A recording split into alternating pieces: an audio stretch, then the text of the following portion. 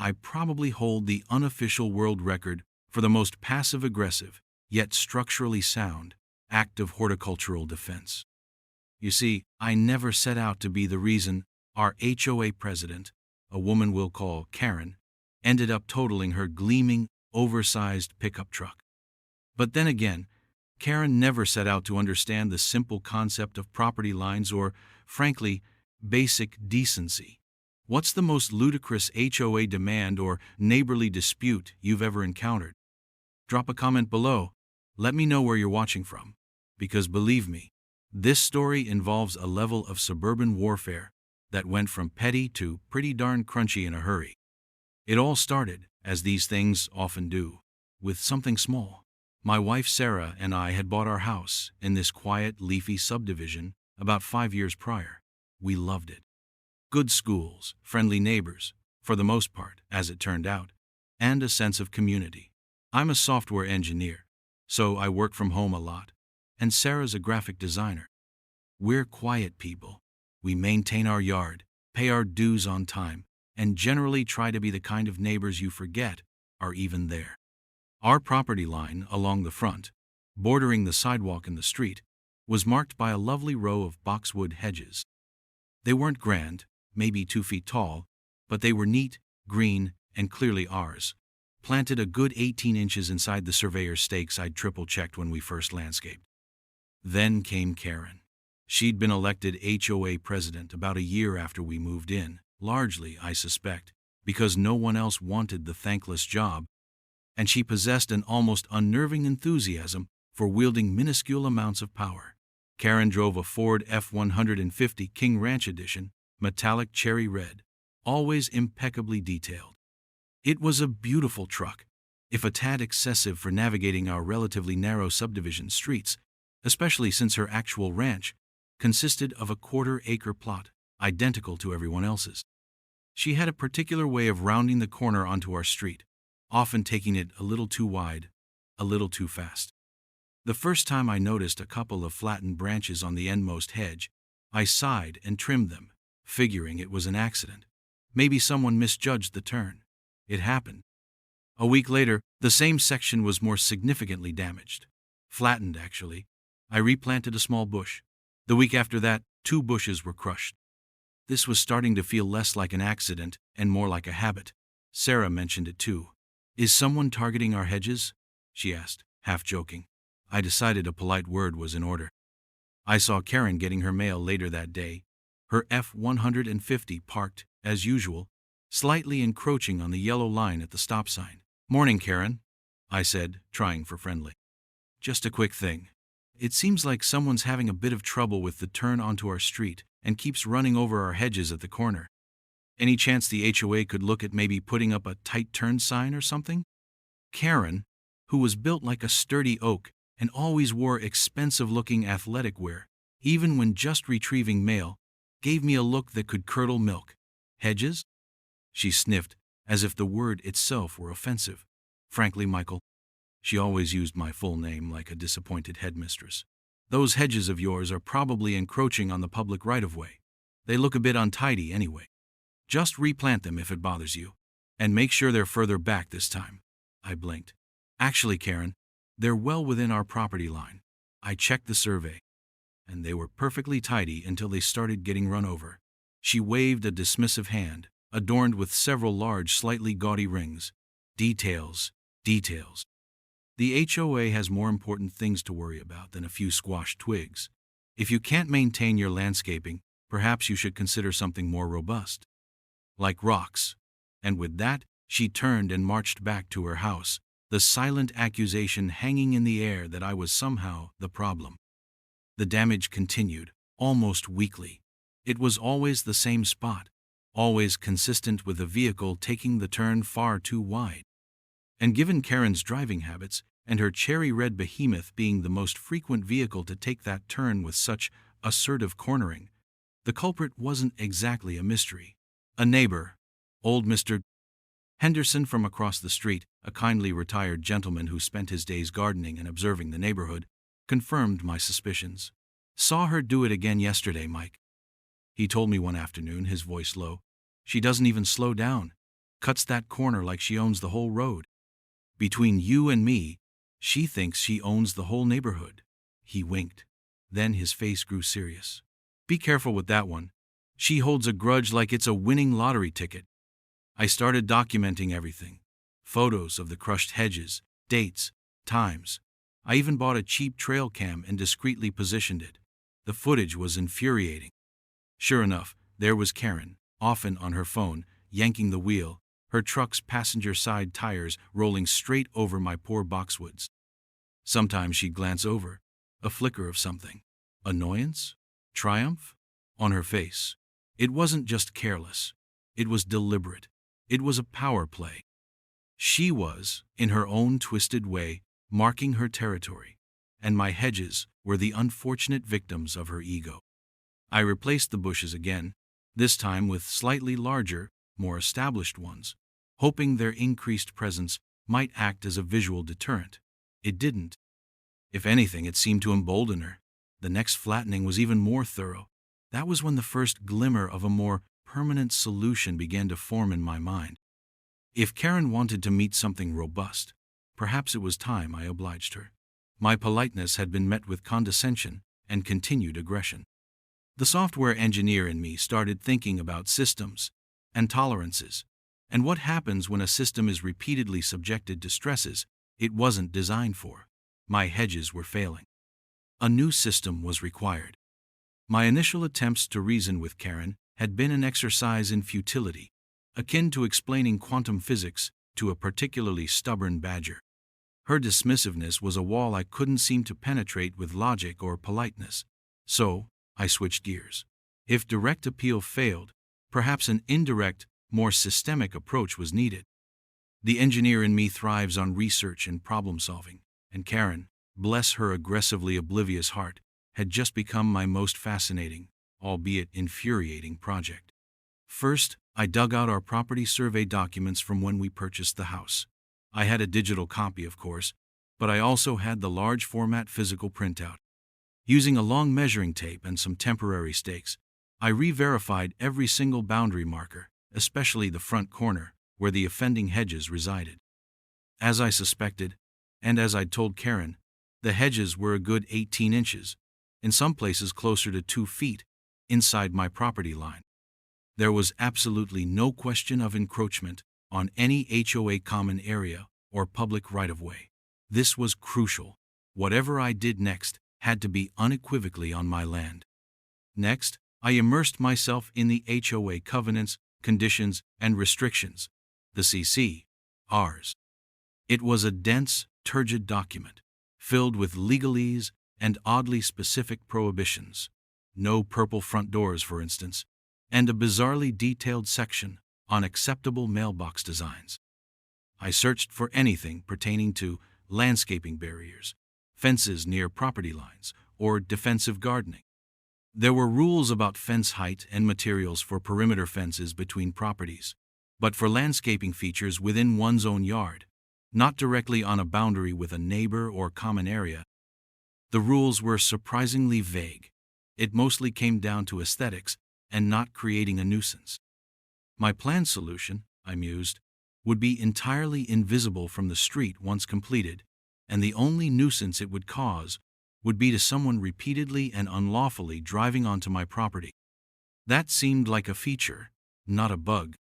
I considered sending a formal cease and desist letter via certified mail, maybe even getting a lawyer to draft it. But I knew Karen. A letter would be, to her, another piece of paper to ignore, or worse, to wave around at an HOA meeting as proof of my unreasonableness. It would escalate the paper trail but not solve the physical problem. No, this required a physical solution. A very, very physical solution. The idea that had been percolating was a low, reinforced concrete barrier hidden behind the hedges.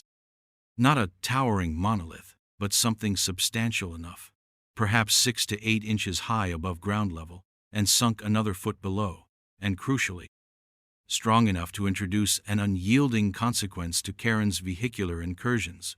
I started sketching designs. I wasn't a civil engineer, but I'd done enough DIY projects, including building a reinforced retaining wall for our terraced garden in the backyard, to understand the basics of concrete work and rebar. I envisioned something about 4 inches thick, running the length of the vulnerable hedge line, maybe 10 feet in total. It wouldn't be visible once the hedges were replanted in front of it, but the structural integrity of a pickup truck's bumper, or perhaps even its oil pan or axle, would certainly detect its presence. My trail cam continued to gather evidence. I now had over a dozen clear video clips of Karen's cherry red F-150 mounting the curb and flattening my foliage. In several, she was clearly looking directly at the hedges as she drove over them, a little smirk playing on her lips. This wasn't just reckless driving. This was intentional property destruction, repeated and unapologetic. I saved every clip, backed them up to the cloud, and even made a compilation video, dryly titling it Karen's Greatest Hits, The Hedge Chronicles. It wasn't for public consumption. Not yet, but it was cathartic. I also checked local city ordinances regarding low walls or landscape edging on private property. As long as it wasn't obstructing drainage, visibility for traffic, which it wouldn't, being behind hedges and low, or over a certain height without a permit, which it wouldn't be, I was in the clear. Some might call it a curb. I was thinking of it more as an immovable object. I briefly considered appealing to the other HOA board members. There were 4 others besides Karen. 2 were meek, retired folks who seemed terrified of her. 1 was a busy working mom who barely attended meetings, and the 4th, Tom, seemed reasonable but was often outvoted or browbeaten by Karen. I imagined presenting my meticulously gathered evidence to them.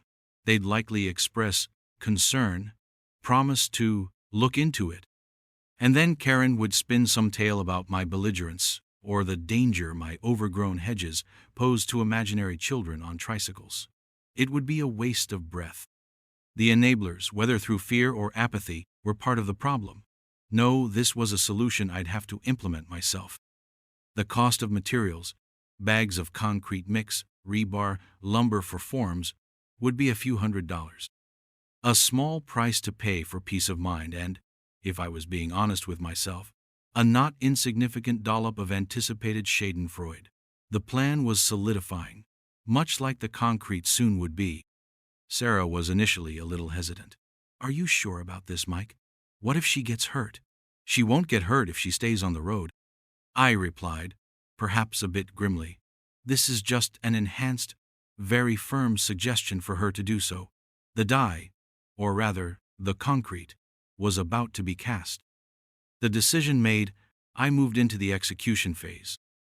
This wasn't a project I could do in broad daylight without attracting unwanted attention, primarily from Karen herself or her network of busybody informants within the HOA. Stealth and efficiency were paramount. I chose a weekend when the weather forecast was clear and, conveniently, Karen had posted on the neighborhood social media page that she was heading out of town for a much-needed spa retreat, presumably to recover from the stresses of tyrannizing homeowners. Perfect. I bought the supplies incrementally from different hardware stores to avoid raising any eyebrows with a single large purchase. 20 bags of high-strength concrete mix, a dozen lengths of half-inch rebar, some sturdy lumber for the forms, and a new, heavy-duty spade. Sarah, now fully on board after watching yet another clip of Karen smirking as she crushed a freshly planted sage bush I'd put in as a test, offered to be my lookout and refreshment provider. Teamwork makes the dream work, especially when the dream involves fortified landscaping. Saturday morning, before the sun was fully up, I was out there.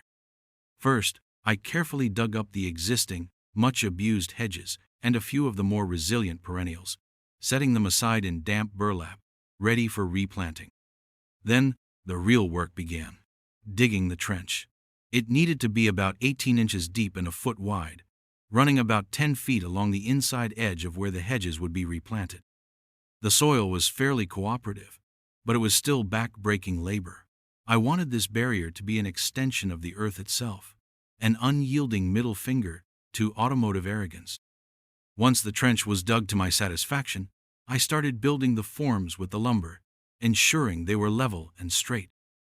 Inside the forms, I laid out the rebar, creating a lattice structure that would give the concrete immense tensile strength. This wasn't just going to be a slab, it was going to be a miniature fortification. As I worked, drenched in sweat and covered in dirt, I couldn't help but feel a grim sort of satisfaction.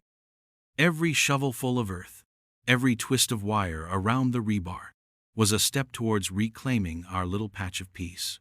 Mr. Henderson, out for his morning constitutional, ambled by. He peered into the trench, then at me, a slow grin spreading across his face. "Putting in a bit of a firmer foundation, are we, Mike?" he asked, his eyes twinkling. I just winked. "Something like that, Mr. Henderson. Just trying to encourage the local flora to stay put." He chuckled. "Well, some flora needs more encouragement than others, especially when faced with certain fauna." He knew. Of course he knew. By late afternoon, the forms were complete. The rebar cage was in place, and I was ready for the concrete. Mixing 20 bags of concrete by hand in a wheelbarrow is a workout I wouldn't wish on my worst enemy. Well, almost. Each bag was 80 pounds, and it was a relentless cycle of dump, add water, mix, pour, repeat. Sarah kept me supplied with water and encouragement. As the sun began to dip, the final batch was poured. I smoothed the top surface, ensuring it was just below the level where the bottom of the hedges would sit once replanted. It looked innocuous enough, just a wet strip of gray in a trench, but I knew its secret strength. I covered the fresh concrete with plastic sheeting to help it cure properly and cleaned up my tools, making sure there was no evidence of the day's Herculean efforts. The next morning, Sunday, I carefully removed the forms. The concrete had set beautifully, a solid, uncompromising barrier of human ingenuity and sheer stubbornness. It was perfect. I backfilled the soil around it, and then, with Sarah's help, we began replanting the salvaged boxwoods and a few new, robust ones right in front of the concrete. We took care to ensure they looked natural, their leaves and branches effectively camouflaging the gray guardian lurking just inches behind them. By Sunday evening, you wouldn't have known anything out of the ordinary had occurred. The hedge line looked a little neater, perhaps a bit fuller, but otherwise unchanged. The trap, if you could call it that, was set. It was a beautiful, verdant Trojan horse, concealing a core of pure, unadulterated, mess around and find out. The waiting game began. Karen was due back Monday evening. I'd re-aimed my trail cam, ensuring it had a clear view of the refurbished hedge line and a fresh set of batteries. There was a strange mixture of anticipation and a tiny kernel of anxiety. What if she somehow missed it? What if she'd miraculously learned to drive during her spa weekend? Unlikely on both counts. I pictured her rolling up in her cherry-red behemoth, probably refreshed and even more entitled, ready to resume her reign. I found myself checking the camera feed on my phone more often than strictly necessary. Sarah would catch me staring out the front window. "Relax," she'd say. "Que Sarah, Sarah," or rather, "Que concrete, concrete." Her humor was a welcome relief. Tuesday morning came and went. No incident. Wednesday, the same. My anticipation was building into a low thrum of suspense. Perhaps she was taking a different route? Or maybe, just maybe, the universe was playing a joke on me. Then, Thursday morning, as I was on a video call for work, I heard it. Not the familiar soft crunch of foliage, but a loud, metallic whump, followed by the unmistakable sound of screeching tires, and then a secondary, grating crunch. My heart leaped. "Excuse me," I said to my colleagues. "I think I need to check on something urgently." I practically sprinted to the front window, peering through the blinds, and there it was, the glorious, catastrophic tableau. Karen's gleaming cherry-red F-150 was nose down, its front passenger side wheel at a very unnatural angle, buried deep in what used to be my pristine hedge line. The front bumper was mangled, pushed back like a concertina, and there was a distinct new crease in the fender. Steam, or perhaps smoke, was beginning to hiss from under the hood. Karen was just climbing out of the driver's side, her face a mask of bewildered fury.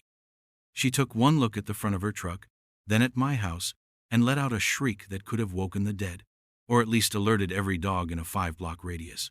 "My truck! My truck! What have you done?" she screamed, pointing a trembling, accusing finger towards my front door.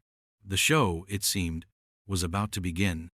I took a deep, calming breath, smoothed my shirt, and prepared to make my entrance.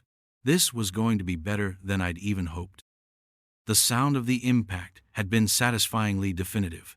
It wasn't the dull thud of Hedgemeat's bumper I'd grown accustomed to. This was the percussive declaration of steel meeting something far more resolute.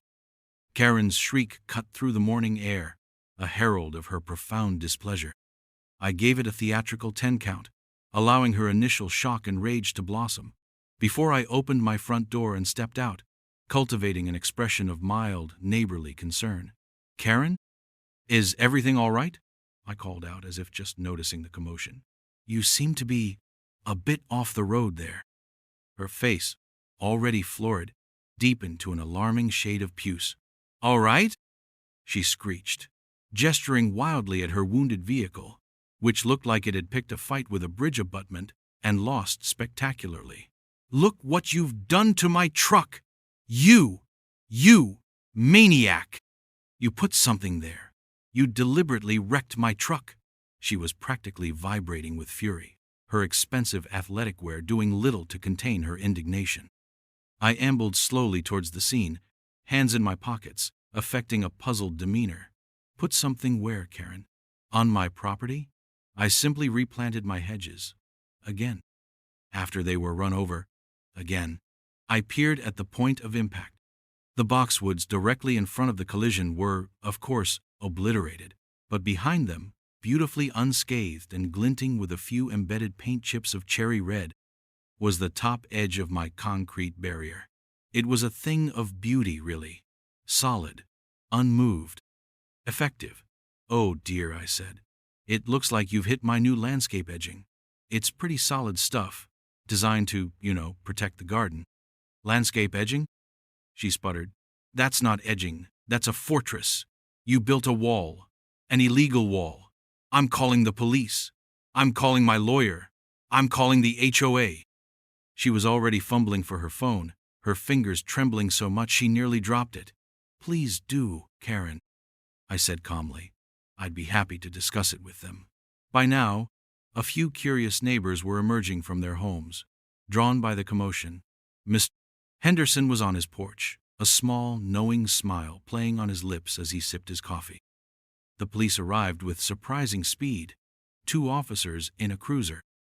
Karen practically fell upon them, launching into a histrionic, largely incoherent tirade about my malicious destruction of her vehicle, my illegal concrete death trap, and how I was a menace to the community.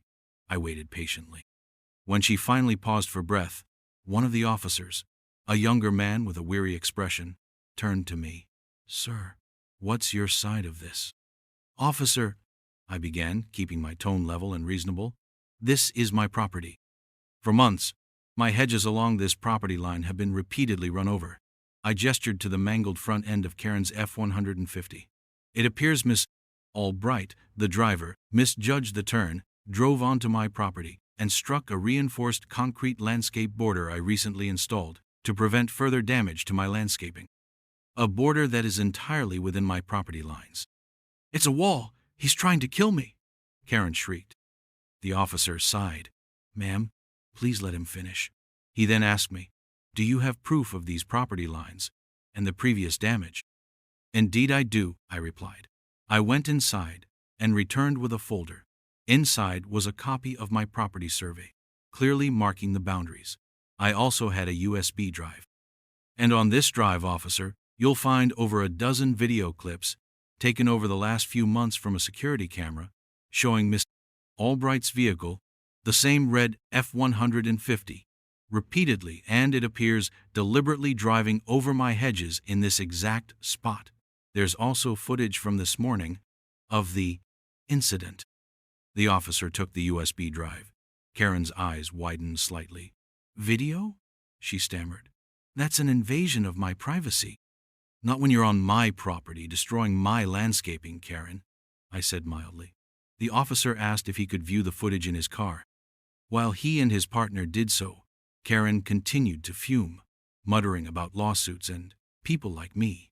Sarah had come out by then, standing quietly beside me, a pillar of calm support. After about 10 minutes, the officer returned, his partner remaining in the car. His expression was now decidedly less sympathetic towards Karen. "Ma'am," he said, addressing her directly, "we've reviewed the footage. It clearly shows your vehicle leaving the roadway and striking an object on private property. It also shows multiple prior instances of what appears to be the same action. This is primarily a civil matter regarding the damage to your vehicle and his property. However, driving onto private property and repeatedly damaging it could be construed as vandalism or trespass." Karen's jaw dropped.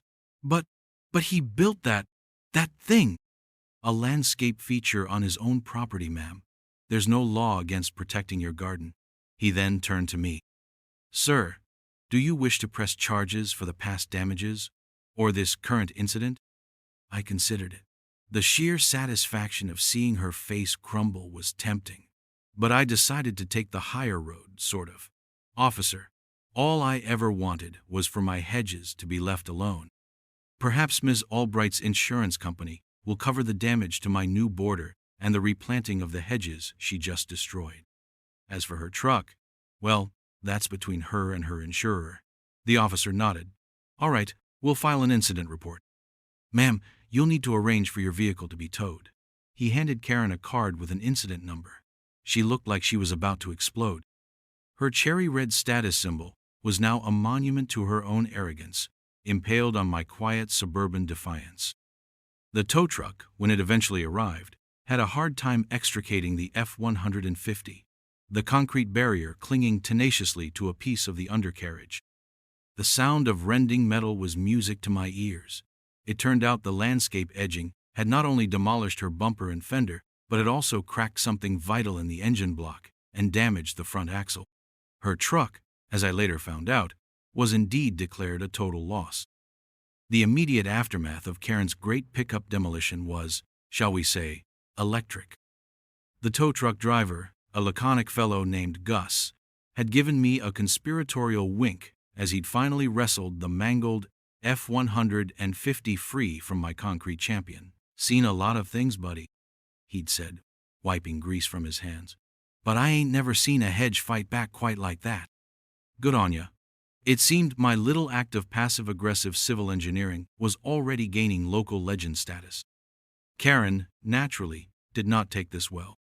Her insurance company, upon reviewing the police report, and I suspect, being less than thrilled about a claim involving driving onto private property and hitting a stationary, legally placed object, apparently gave her a very hard time.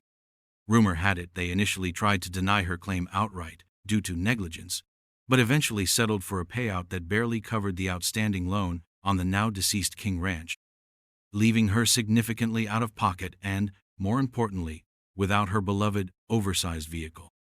For a while, she was relegated to driving her husband's much smaller, decidedly less imposing sedan, a visible downgrade that seemed to chafe her ego raw. Of course, she tried to retaliate through the HOA. An emergency board meeting was called.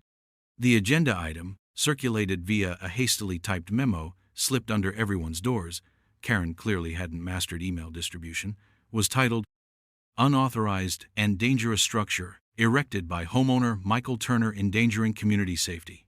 I arrived at the meeting armed with my folder of evidence, my property survey, copies of the relevant city ordinances regarding landscape features, and my trusty USB drive. The meeting was held in the small, stuffy community clubhouse. Karen sat at the head of the table, flanked by the two timid board members who looked like they'd rather be anywhere else, and Tom, the one reasonable member who gave me a subtle nod as I entered. Karen launched into her presentation, her voice trembling with barely suppressed rage. She painted me as a rogue homeowner, a dangerous vigilante who had intentionally booby-trapped my yard. She displayed blurry photos she'd taken of the exposed concrete after the tow truck left, conveniently omitting any context of her own actions. This, this concrete bunker, she declared, is a clear violation. It's unsightly. It's a hazard. It must be removed immediately, and Mr. Turner must be fined to the fullest extent of the HOA's power. When she finished, sputtering slightly, Tom cleared his throat. Karen, before we discuss this further, Michael, would you like to present your side? All eyes turned to me. I calmly laid out my case. I presented the survey maps. I read the city ordinance sections about permissible landscape structures. I explained, patiently, the months of escalating property damage. And then, I offered to play the video. I have footage, I said, looking directly at Karen, of the numerous times my property was damaged prior to the installation of the concrete border. And of course, footage of the incident itself, which clearly shows Ms. Albright's vehicle leaving the roadway and striking the border well within my property line. A hush fell over the room. The two timid board members suddenly looked very interested in their notes. Karen's face went pale. There's no need for that, she snapped. We all know what happened. Oh, I think there is a need, Tom said firmly. If the HOA is going to accuse a homeowner of wrongdoing and demand removal of property and fines, we need all the facts. He looked at me. Please, Michael, play the videos. I connected my laptop to the clubhouse's small TV.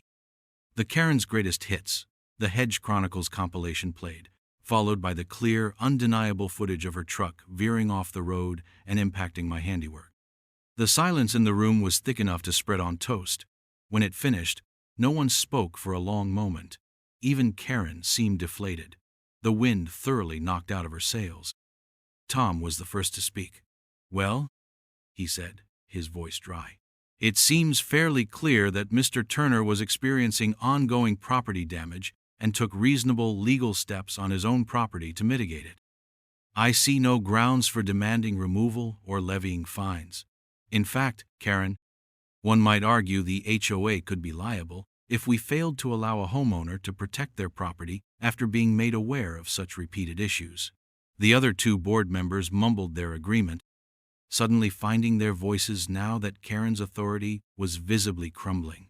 The motion to censure me died without a second. Karen just sat there, looking stunned. Her reign of suburban terror had hit a very solid wall, both literally and figuratively. In the weeks that followed, things changed. Karen did attempt to sue me civilly for damages to her truck and emotional distress. My lawyer, a sharp woman who specialized in property disputes, took one look at my evidence package and chuckled. She doesn't have a leg to stand on, and if she persists, we'll countersue for harassment and all prior property damages. Karen's lawsuit was quietly dropped, a month later after her own lawyer presumably advised her of the same. The best part? There was a recall petition circulated within the HOA, spearheaded by Mr. Henderson and a few other neighbors who, emboldened by my victory, finally felt safe to voice their own grievances about Karen's overreaches. She resigned as president before the vote could take place, citing personal reasons. Tom was elected the new HOA president, and a sense of calm and reason returned to the neighborhood. My hedges, now protected by their hidden concrete guardian, thrived. I replanted the section Karen had annihilated on her final run, and they grew back fuller than ever. No one ever ran over them again. The story of Mike's unbreakable hedges became a bit of a local legend, a quiet testament to the fact that sometimes, when faced with unrelenting entitlement, a well-engineered, legally sound, and slightly devious solution is the most satisfying one. I learned that patience and meticulous preparation are powerful weapons, and that even the biggest bully on the block can be brought down by the simple, unyielding truth and a few £100 of strategically placed concrete. So, that's how I accidentally became a neighborhood hero, all thanks to an HOA president who just couldn't learn to stay in her own lane. What do you think? Was it a masterpiece of pro-revenge? Or did I take it too far? Let me know your thoughts in the comments. And if you enjoyed this tale of suburban justice, don't forget to like and subscribe for more stories where common sense triumphs over uncommon arrogance.